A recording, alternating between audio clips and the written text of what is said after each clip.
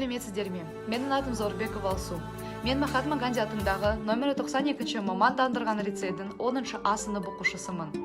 Жалпы 2019-2020 оқу жылы аралығында лицейдің өзін-өзі басқару ұйымында жұмыс атқардым. Мен мектептің экс-тәртіп министрімін және қазіргі күнде оның президентімін. Мектептің волейбол командасының ұйымдастырушысы мен оның капитаны.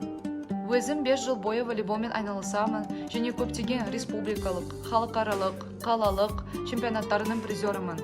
2020 жылда өтірген орыс тілі пәнінен қалалық олимпиаданың 3-ші орын иегерушісімін.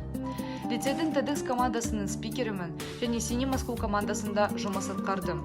Өкінішке орай, пандемияның кесірінен мен өзімнің бір мектеп президенті ретінде алдыма қойылған жоспарлардың барлығын жүзеге асыра алмадым.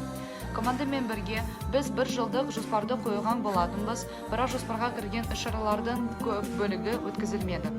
Менің қазіргі уақытқа сай мақсаттарым: атақты тұлғалармен кездесу жүргізу, қызықты, интеллектуалды және спорт жарыстарын ұйымдастыру, мерекелік концерттер өткізу, пиар-клубтың TEDx және Синий Москва командаларының жұмысына үлкен зейін қойып, оны дамыту және оқушылардың қалауларына және талаптарына сай жаңа ұйымдар ашу.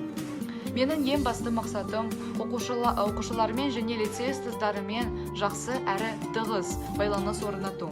Менің ойымша, өзін-өзі басқару ұйымы оқушылардың қалауларын жүзеге асырып, мұғалімдерге көмектесуі қажет. Менің жанымда бір ұйымда өте сенімді адамдар бар, және сіздер маған сенесіздер деген үміттемін.